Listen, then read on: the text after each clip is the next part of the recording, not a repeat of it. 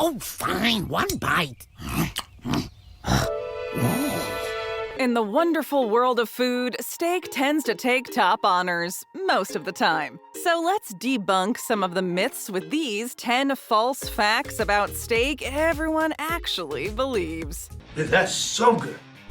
The red liquid is blood. Bam! Blood everywhere. One of the most common misconceptions about steak is the red stuff leaking out of it. Many would like to believe that the sight of red liquid pouring out of a steak as you cut into it is blood, which is why sometimes even die-hard red meat lovers can be put off of their food. It can lead to overcooking the meat in order to avoid the sight of supposed blood oozing out of their dinner. Kill it with fire.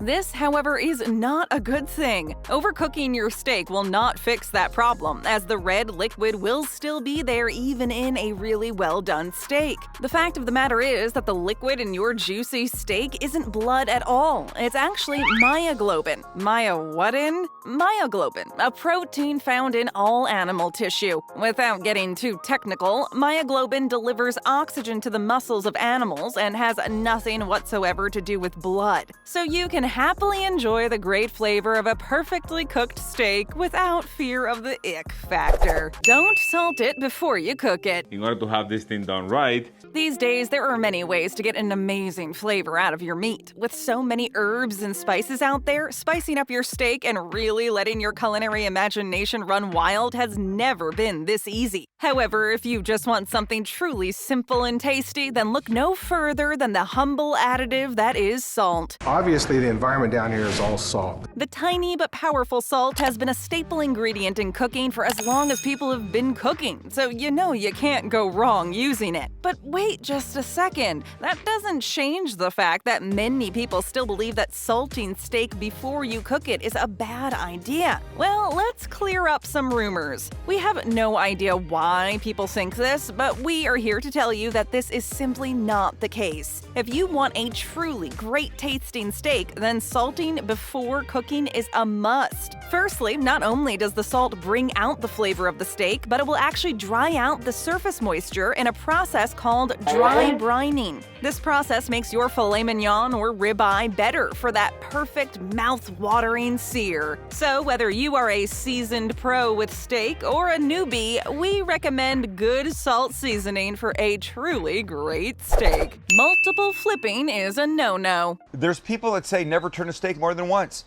And to them I say, what the One of the most common things that everyone blindly believes to be true when it comes to steaks is that you shouldn't flip the meat more than once when cooking it. And if you ask any seasoned steak fryer, they will all tell you that this is an absolute fact. Kind of weird, considering flipping your steak more than once will actually help cook your prized meat better. Snip, snap, snip, snap, snip, snap. Not only will it give the steak a much more even cook, but it will also prevent the steak from drying out, since neither side will lose too much heat. Not to mention, it reduces the risk of the steak being overcooked on one side. Now, we may not know the origins of this cooking misconception, but what we do know is that many people still believe that completely cooking one side at a time will hold in the juices. So the next time you have people over for a cookout and you chuck some steaks on the barbecue, just wait for the inevitable exclamation from someone saying, "Don't flip the steaks!" And then feel free to set them straight. You clearly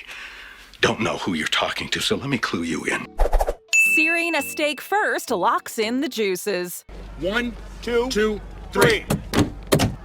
Don't do that. There are two answers to the searing first to lock in juices myth, the long answer and the short one. The short answer is no, searing a steak doesn't lock in the juices at all. The long answer is the same as the short answer, but with a little more oomph to the explanation. Unlike many other myths mentioned before, we actually know where this one came from and why people still swear by it today. Back in the 1840s, a scientific book on food was published, and one of the entries was about keeping all the lovely steak juice inside inside the meat, and that entry involved searing. Basically, it said that if you seared a steak on high heat, it would lock in the juices in the middle of the steak and they wouldn't be able to escape. Even though this juice fortress theory was debunked at the turn of the 20th century, most people today still believe this to be true. Some traditions may be hard to kick, even wrong ideas, but searing a steak doesn't hold in any juices. In fact, it does the opposite. The reason we should sear a steak is to actually remove moisture from the surface and for the high heat to create what is known as the Maillard reaction. Oh, take a look at that crust. That's perfect. That's what you want.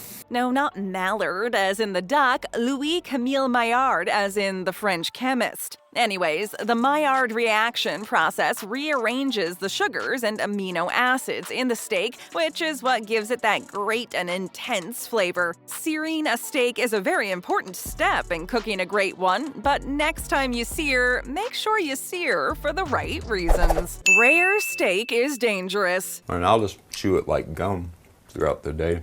I think it helps polish my teeth. When it comes to cooking meat correctly, many of us can be a tad nervous, and rightly so. There are many issues with undercooked meat, usually associated with serious illness and food poisoning, so we can definitely understand the hesitation. And when it comes to meats, such as chicken and pork in particular, you have to be very careful and make sure that it's cooked to the perfect temperature in order to make sure it's safe to eat. However, when it comes to steak, you don't have to be quite as cautious. After all, there are plenty of famous and tasty dishes that use raw beef as an ingredient. Just look at tartare. Enjoy your steak tartare. While eating red meat poses other potential health risks, that is the subject for a different list. But when it comes to general sickness, steak is different from other meats. The bacteria that causes illness tends to be in the flesh of meats such as chicken, but in steak, the sickly bacteria is actually on the outside. A good searing in a hot pan will kill the bacteria instantly, leaving a nice pink middle that can be enjoyed without fear of food poisoning. Who knew? Bone-in steak has more flavor. Well, let me show you the leftovers. There's no more. While Pebbles Flintstone may wear one in her hair, many meat lovers will tell you that a bone's place is with the meat. This goes for all meats. Chicken, turkey, lamb, and beef, for example, are popular meats to be enjoyed on the bone. While there may be some truth to this, like how having that extra layer of fat or gristle in your meat can give it that little extra bit of flavor, it's not entirely factual. A lot of people don't like the idea of chewing on a bone to get more flavor from their food, and as it turns out, they don't have to, because boneless meat is just as tasty. So good, so much taste, so much flavor. If you're one of those people that don't like the fat and gristle, then don't worry, you really aren't missing out on much. Cut meat and fillets offer plenty of taste, texture, and flavor that make for a truly great steak, with or without the bone. This myth is all about personal taste. Some people like the bone and some don't, but whatever you choose, if you know how to cook it properly, it will be good regardless of the cut. Steak must be at room temperature before you cook it. Bringing meat to room temperature doesn't help. In the wonderful world of cooking, there are many tips and tricks on just how to cook the perfect steak. Many people aspire to get this dish just right, so it makes sense that there are a whole multitude of pieces of advice out there. Some are good and well-tested pieces of culinary wisdom. It's awesome. And others are just complete nonsense, so beware. A lot of times it has something to do with the temperature of the steak, more specifically, the resting steak. Along with the myth that you're supposed to rest a steak after it's cooked, there's another one that says you need to rest it even before cooking it in order to bring the steak to room temperature. Okay, let's break this down. The reason behind this theory is sound enough. To cook an even steak, you want the whole steak to be at the same temperature, and if it's already at room temperature, then you need less heat and energy to cook it. Unfortunately, this is totally false. Never, gonna happen. The simple truth is that resting a steak on the counter before you cook it does absolutely nothing to the internal temperature. Many tests have been done, and even leaving the steak out for over an hour will only raise the internal temp by a mere degree or two, which is not enough to have a real impact. Plus, some people think resting your steak beforehand will give it a better sear. Again, not true. Searing is all about evaporating the moisture and has nothing to do with the steak's starting temperature. The best thing you can do before you cook it is rub the steak down with a paper towel to get rid of all the excess moisture to cook it perfectly and evenly, like a real pro. Steak sauce is a sin. Just clean up these edges, and now our sauce comes. There was a time not too long ago when a steak was enjoyed with a good helping of steak sauce. Many homes around the country would enjoy a good steak night, which would mean plenty of their favorite brand of steak sauce on the plate. These days, however, times have definitely changed. Just as with most aspects of life, each generation has its own take on the world. And when it comes to cooking, it's no different. Nowadays, it's considered sinful to cover your steak with any sauce that is simply labeled steak sauce. And if you enter a restaurant with the sauce on the table, you should maybe consider making a run for it. It's just so good. It's like the perfect combination, man. Today's thinking is that a steak should be eaten as plainly as possible, maybe with a little salt, but absolutely no steak sauce. But in reality, you can eat your steak any way you want. Who do these Judge Judys think they are?